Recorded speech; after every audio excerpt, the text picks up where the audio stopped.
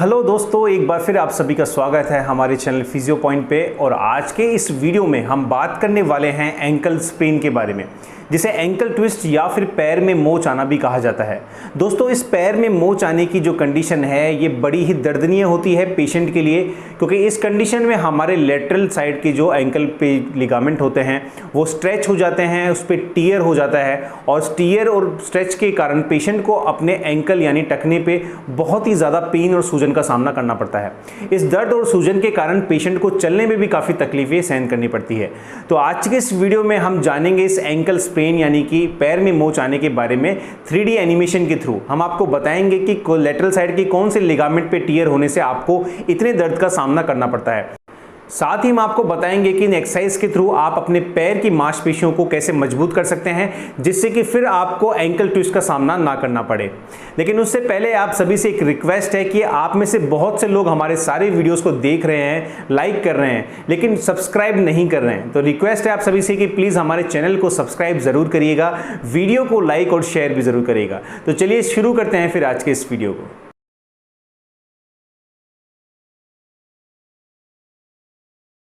दोस्तों, हमारी फुट की लेटरल साइड की स्टेबिलिटी के लिए 3 लिगामेंट वर्क करते हैं और उनमें से सबसे पहला लिगामेंट है एंटीरियर टेलोफिब्रल लिगामेंट। 80% केसेस में जब भी हमें पैर की मोच आती है या फिर एंकल स्प्रेन होता है तो इसी लिगामेंट का माइक्रोटियर या फिर ओवर स्ट्रेच होता है, जिससे हमें बहुत ज़्यादा पेन पेशेंट को महसूस होता है। वहीं हमारा दूसरा जो लिगामेंट है जो एंकल स्टेबिलिटी के लिए वर्क करता है वो है कैल्केनियोफिबुलर लिगामेंट। इस लिगामेंट के बहुत रेयर चांसेस होते हैं स्ट्रेच या फिर टीयर होने के, लेकिन 10% केसेस के अंदर कभी कभार इस लिगामेंट पे भी सेकेंडरी स्ट्रेच आता है, यानी कि किसी और लिगामेंट के खींचने से इसका भी ओवर स्ट्रेच हो जाता है। वहीं हमारा तीसरा जो लिगामेंट है वो है पोस्टीरियर टेलोफिब्रल लिगामेंट, जो बेसिकली बहुत रेयर चांसेस हैं इस लिगामेंट के टीयर होने के। सिर्फ एंकल डिसलोकेशन में ही इस लिगामेंट पे स्ट्रेच आता है। दोस्तों, पैर की मोच आने और एंकल ट्विस्ट के अंदर हमारा पैर अंदर की तरफ मुड़ जाता है सडन, और उससे हमारे लेटरल साइड के लिगामेंट पे स्ट्रेच आता है। इसे हम इन्वर्जन एंकल इंजरी भी कहते हैं। और जैसा आप देख सकते हैं कि इन्वर्जन बेसिकली 30 डिग्री के आसपास हमारे फुट में होता है और इवर्जन 10 डिग्री के आसपास हमारे फुट में मूवमेंट देखा जाता है। जब इस 30 और 10 डिग्री से ज़्यादा अगर स्ट्रेच हो जाता है तो वो लोड हमें अपने लिगामेंट के ऊपर स्ट्रेस महसूस होता है। तो आज की सारी एक्सरसाइज इसी मूवमेंट को ध्यान रखते हुए आपको बताई जाएगी। तो दोस्तों, अगर आपको घर पे कभी मोच आती है तो आपको घरेलू इलाज क्या करना है आपके इस एंकल स्प्रेन मोच के लिए। उसके लिए आपको सबसे पहले करना है रेस्ट, यानी कि आप जो भी काम कर रहे हैं वो छोड़कर आपको सीधा रेस्ट पे जाना है। और फिर सबसे पहले आपको बर्फ़ का सेक करना है 10 से 15 मिनट। आपको हर 3 से 4 घंटे में बर्फ़ का सेक 10-10 मिनट के लिए करना है। वही मेथड तीसरा है आपको कंप्रेशन। आपके पास में जो भी गर्म पट्टी है, आपको क्रैप बैंडेज है, उसे आप अपने एंकल पे बांध के रखें, जिससे कि आपको स्वेलिंग ना आए पैर के ऊपर और आपको दर्द में भी आराम मिले। चौथा मेथड है वो है एलिवेशन। आपको सीधा लेटकर अपने तकिए के ऊपर अपने पैर को रखना है, जिससे कि आपके पैर में ग्रेविटी के कारण आपकी स्वेलिंग ना बढ़े और आपको दर्द और स्वेलिंग दोनों में ही अच्छा आराम मिले। दोस्तों, एक्सरसाइज शुरू करने से पहले आपको ये जानना बहुत ज़रूरी है कि जब भी हमें इन्वर्जन फुट इंजरी होती है, यानी कि हमें एंकल स्प्रेन होता है, तो हमारा फुट अंदर की तरफ मुड़ता है। इससे हमारे लेटरल साइड के लिगामेंट पे टीयर आता है। साथ ही वहाँ की लेटरल मसल जो होती है, जो इवेटर मसल्स हम जिसे कहते हैं, उस पर भी स्ट्रेच आता है और वो मसल धीरे धीरे वीक हो जाती है। जिन पेशेंट में बार बार एंकल ट्विस्ट होने की शिकायत मिलती है, उन पेशेंटों को इवेटर मसल्स की स्ट्रेंथिंग बहुत ही ज़रूरी है। तो आज का स्ट्रेंथिंग भी हम इसी बेसिस पे करेंगे और इवेटर मसल्स यानी कि इवर्जन वाली जितनी भी मसल्स है, इन सभी मसल्स को स्ट्रेंथ करेंगे, जिससे कि हमें कभी फ्यूचर के अंदर एंकल ट्विस्ट को नहीं झेलना पड़े। साथ ही हमारी एंकल की स्टेबिलिटी भी काफ़ी मजबूत हो जाए। तो चलिए फिर शुरू करते हैं आज की एक्सरसाइज। एंकल की स्ट्रेंथ के लिए सभी एक्सरसाइज शुरू करने से पहले आपको ध्यान रखना है कि आपके एंकल का जो स्प्रेन है वो हील हो जाना चाहिए। आपको उसको दबाने में दर्द और सूजन उस पर नहीं होनी चाहिए। उसके बाद ही आपको सारी एक्सरसाइजेस करनी है। सबसे पहली एक्सरसाइज है, इसमें आपको अपने पंजों के ऊपर खड़ा होना है, 2 से 3 सेकंड रोकना है और फिर धीरे धीरे नीचे लेके जाना है।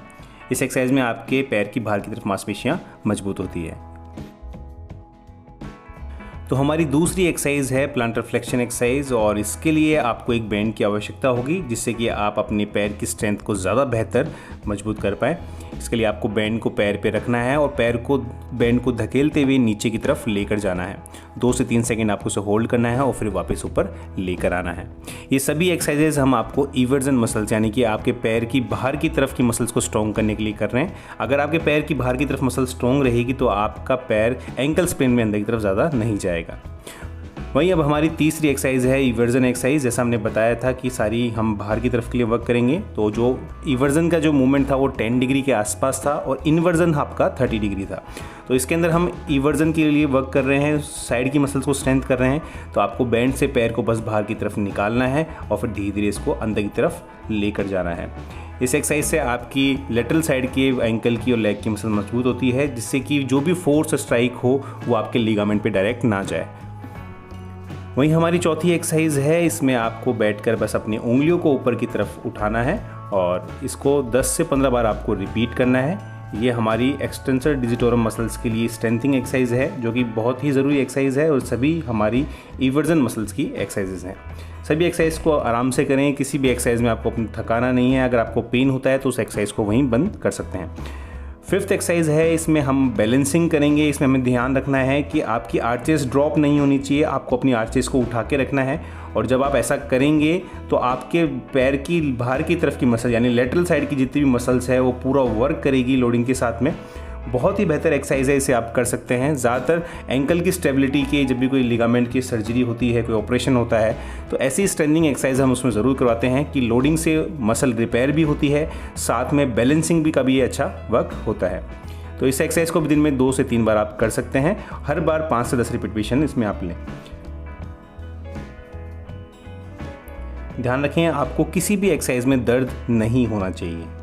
हमारी लास्ट एक्सरसाइज है जो कि एक काफ मसल स्ट्रेच है। काफ मसल्स की टाइटनेस होने से भी काफ़ी बार हमें देखा गया है कि एंकल स्पेन के केसेस में नज़र आते हैं।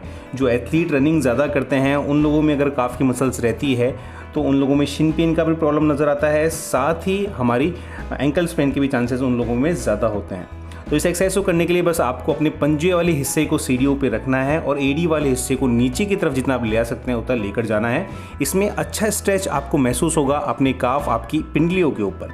तो ये कुछ एक्सरसाइज हैं, होपफुली आप सभी को अच्छी लगी होगी। तो दोस्तों अब आप अपनी पैर की मोच को घर रहकर हमारे द्वारा बताए गए मेथड से ठीक कर सकते हैं। अगर आपको पेन स्वेलिंग में आराम नहीं मिलता इन सभी मेथड ट्रीटमेंट को यूज करने के बाद भी, तो अपने डॉक्टर से कंसल्ट जरूर करें। हो सकता है कि आपके लिगामेंट का टियर ग्रेड 2 या ग्रेड 3 के आसपास हो, जिसे एक डॉक्टर की निगरानी में देखना बहुत ही जरूरी है।